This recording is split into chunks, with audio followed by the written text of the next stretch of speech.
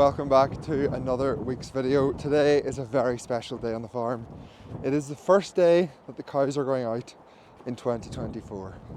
The forecast gives us 2 dry days, today and tomorrow, and then it's back to showers and rain, and quite a lot of rain next weekend. So I'm taking advantage of a rare break in the weather to get the cows out, get some grass grazed, and hopefully we'll be able to keep the cows out going forward. And even if we do damage from fields next weekend, we can always reseed, we can always plough them. We just need to get the cows out. I put the fencing wire up 2 days ago. I had planned to let the cows out yesterday, which would have been Sunday, but it rained all morning, so I put that off for another day.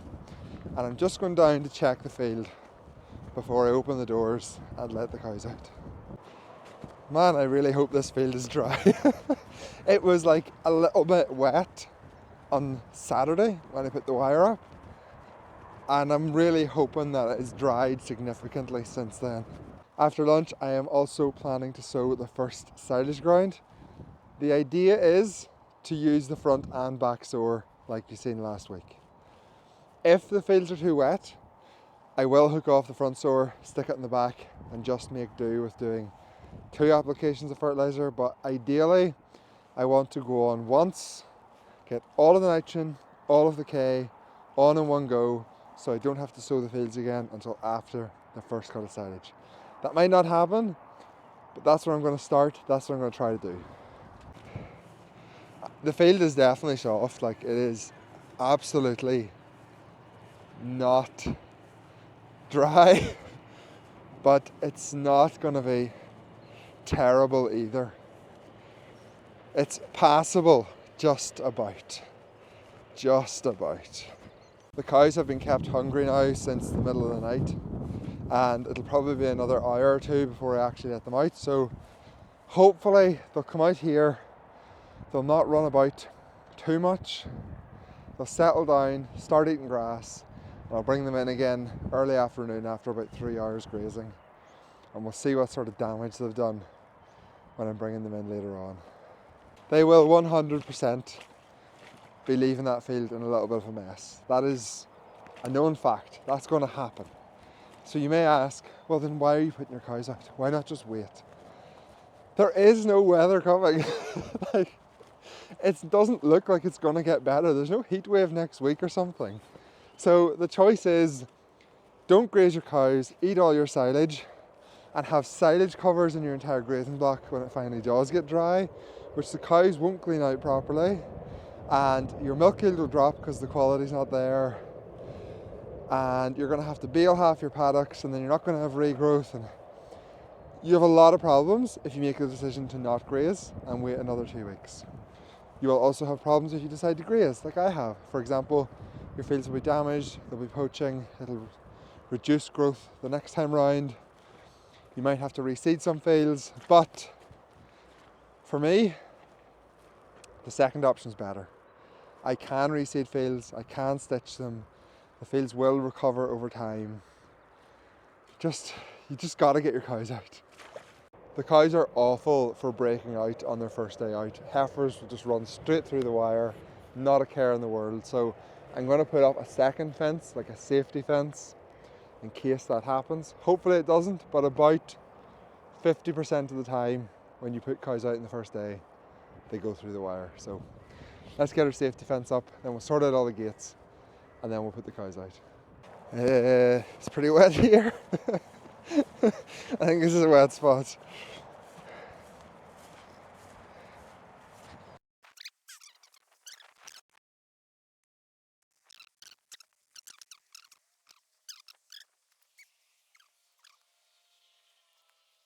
Cows might not be out tomorrow if today goes really badly. Oh, I'm out of breath. Right, I'm going to go do some more farming with some cows to put dry, stuff like that. When I let the cows out, I'm going to use my drone, which I never use. I haven't flown it in 3 years, so put my drone up and you will all get to enjoy that footage. I'll catch up with you when I'm closing the cows down. Hopefully they all end up in the paddock where they're meant to. Hopefully. And hopefully they don't run in circles around the field and turn it into a brown mess before they eat anything. But that is also a possibility.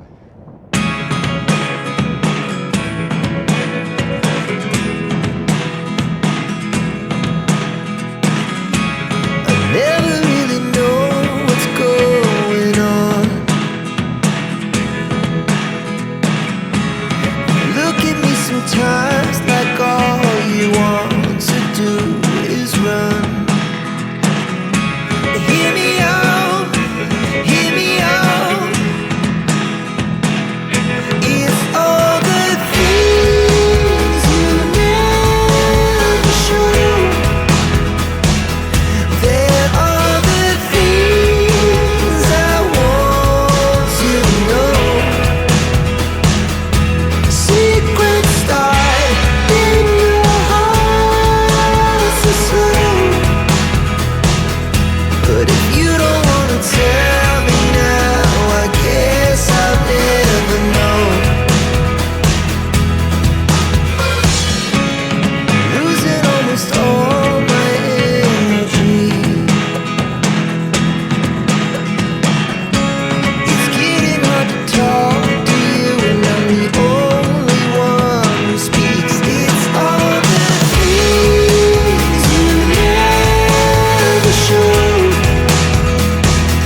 There are the things I want to know. Secrets start in your heart so slow. But if you don't wanna tell me now, I guess I'll never know. Here we go, turning all the wrongs into rights. Here we go, you can take me there tonight. Whoa, this life is all we know. Whoa, I can't stay if you can't let it go. I never really know what's going on. And even when you're next to me, I feel like you were gone. It's all the things you never show. There are the things I want to know. Secrets start in your heart so slow. But if you don't wanna tell me now, I guess I'll never know. But if you don't wanna tell me now, I guess I'll never know.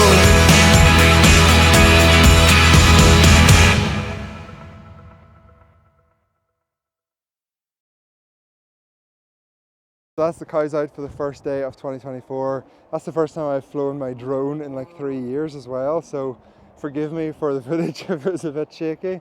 They're all happily grazing. The strategy of not feeding them before they go out does work. It works very well. It's essential, to be honest. I have put cows out in much worse conditions than this, but I would say that sometimes I've regretted them decisions in hindsight. So hopefully I don't regret today's decision. We'll catch up with you at the end of the video when I'm bringing them cows in, and we'll see what the field's actually like. The rest of my day, gonna get the cow house scraped and bedded, get everything ready to bring the cows in, just in case I have to bring them in 2 or 3 hours if I start to see the field going brown. And then we're gonna try some fertilizer. So that'll be after dinner. I don't know whether I'm more nervous about putting the cows out or more nervous about trying to sow fertilizer, especially with 2 fertilizer sowers, but today's been a stressful, nerve-wracking day, and it's only like 10:30. So I made a decision to hold off on the fertilizer for today, and we're going to sow everything tomorrow. So this afternoon I'm taking the time to go and walk around a selection of the silage fields, try to judge whether it's possible to sow it. Really, I don't want to get stuck. That's my line. I don't want that to happen. I'm okay making tracks in wet places, whatever. I just don't want to get stuck. So I've looked at 2 fields so far. Both of them were slurried. They're kind of middle of the road fields, not dry, not wet. And they are passable. Just about passable. It's the usual story. Dry bits of the field are fine. Wet bits not so much. Can you hear my feet squelching? But if I drive through this with a fertilizer sower, 2 tracks every 24 metres, like, it'll leave a little bit of a rut, but it's not going to be disastrous, okay? It'll be okay. We'll make it work. We'll make it work. This is the wettest bit over here, so we'll go check it out because I know that one of the 24 metre tracks comes straight through the middle of it. This bit wasn't slurried because it is so wet, and you can see the yellow tint of the grass, and it's grown way less than the rest of the field. It's actually really clear to see there, yellow, green, yellow, green. This bit was never slurried. So it definitely needs potash, hence the benefit of 2 sowers. It's wet, but it's not, I'm not going to get stuck in it, okay? So that's a pass. There has been so much compaction caused this spring. You can see every single track where we went with the tractor and tanker. And you see it right behind me here. It's probably one of the more obvious ones, but all the fields, every single size field that we put slurry on has that. Most of these size fields are going to be fine. If the top of that field is passable, the rest of them will be as well. I want to go check the Italian ryegrass fields. They're the ones with very little soil, but they weren't slurried. So maybe they dried out quicker, I don't know. Let's go find out. If there's any fields which I need to be dry, it is the Italian ryegrass fields. They have not got slurry. They were badly compacted at the end of last year. They really, really need some fertilizer at this point. I have cut the Italian ryegrass off these fields on the 19th of April before. That's less than 3 weeks away. There's not a hope that's happening this year. But I came and tried to sow this 3 weeks ago and just couldn't do it. It was too wet. I can tell already it's definitely drier than then. This stuff wasn't cut at the end of last year because this bit was too wet. You can see all the dead grass. And then over here was where it was cut. You can see the difference. But this entire field is being ploughed after first cut because the compaction done so much damage getting the 5th cut off that a reseed is the only way to fix it. I mean, this is the wettest bit of the field right here, and we'll make it through. We're not going to get stuck. So I'd say that's a pass. And if we get out of the wet bit and into the more normal bit of the field, let's see what it's like. Yeah, once we get out of the wet bit, the bit that was compacted, the ground's actually in pretty good condition. We're going to leave big marks, but we're not going to get stuck, so that's okay for me. There's going to be some nasty tracks in this field for sure. I am really not looking forward to sowing this. Has to be sowed, just has to be sowed. It's going to be reseeded anyway, so I don't know what I'm worried about, a couple of tracks. It'll be fine. And the far side of the field, the bottom of the hill, it's perfect, it's dry, no issues. Probably worth putting a couple of drains in down there, to be honest. So I'm going to mark the wet spots by leaving massive tracks. You can still see the trailer tracks from the end of September. Isn't that mad? So here's the summary of what I found out. So I checked a few more fields and they're all sort of the same. They're passable. We'll get away with spreading them, but it's not going to be pretty, okay? So the plan is to start with what should be the driest fields, and we're going to keep the front sower on. We're going to sow muriate of potash and urea, and we're going to do the entire first cuts application of fertilizer in one go. And we're going to keep going with that until we start to make quite a mess. And at that point I have a decision to make. Do I hook the front sower off and put it on the back and just sow with one sower? So that's to be decided tomorrow. Hopefully it does a heck of a lot of drying overnight. I'm not sure if that's going to happen. And to be honest, the only way I'm going to know how this whole thing travels is to try it and find out. So it's now about 20 past 2. I'm actually going to go bring the cows in a couple of hours early, 2 hours early. Trying to keep the grazing window as short as possible because conditions suck, if I haven't already mentioned that yet. So we have a decision to make. There is cows grazing, there's cows lying down. They're pretty settled. Do I go get them or leave them? I think I'm going to bring them in. Yes, let's bring them in. I owe all of you YouTube folk an apology. The cows are actually already out of the field, but I started recording a TikTok and then I forgot that I also had to record a YouTube. This is a constant problem in my life right now. So for the next 30 seconds, it's going to be vertical footage, which I took for TikTok. I apologize, but you'll survive, you'll get over it, move on. See how low the wire is? They were very close to breaking out.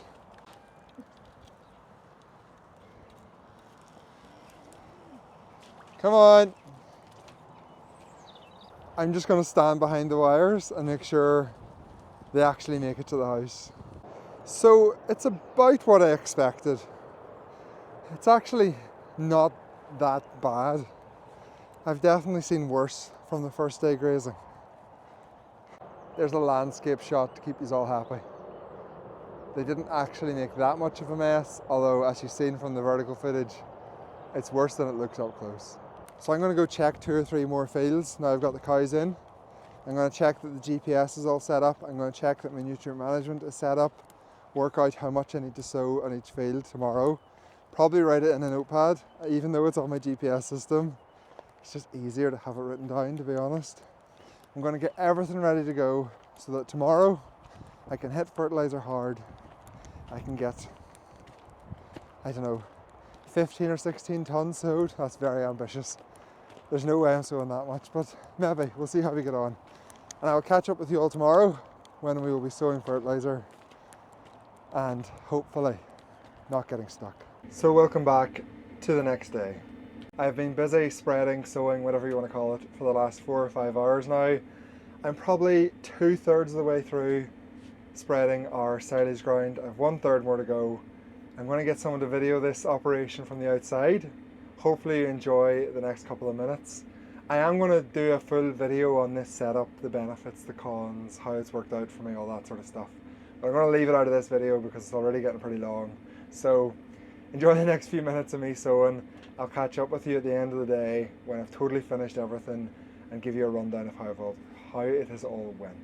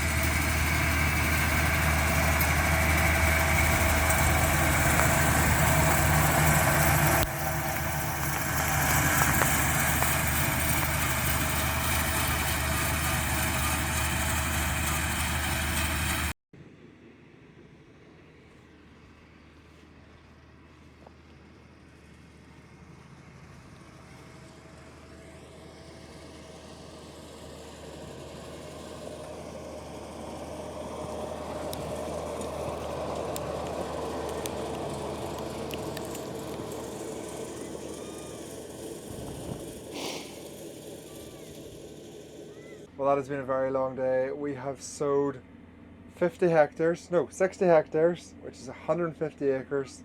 We put out 15 tons of urea and 6 tons of muriate of potash. So that is about 1/4 of my annual fertilizer out on the fields in 6 hours. That's kind of crazy. I'm in a grazing paddock at the minute because I have 100 kilograms of muriate of potash left and I have about 200 kilograms of urea left, so I'm going to get rid of it, not rid of it, I'm going to put it on this grazing paddock because it needs fertilizer anyway, and then I'm heading home. It's been a very long day. So thank you all for watching. I hope you enjoyed that video. I know it's a bit random with 2 days grazing, fertilizer, but that's my life, and I'll catch up with you next week. We will do a video on the front and back spreaders, the economics of it. Does it make sense? I'll talk about the technology that's used to make this actually possible. But that'll be a full separate video at some point, so subscribe if you want to see that. Thanks for watching.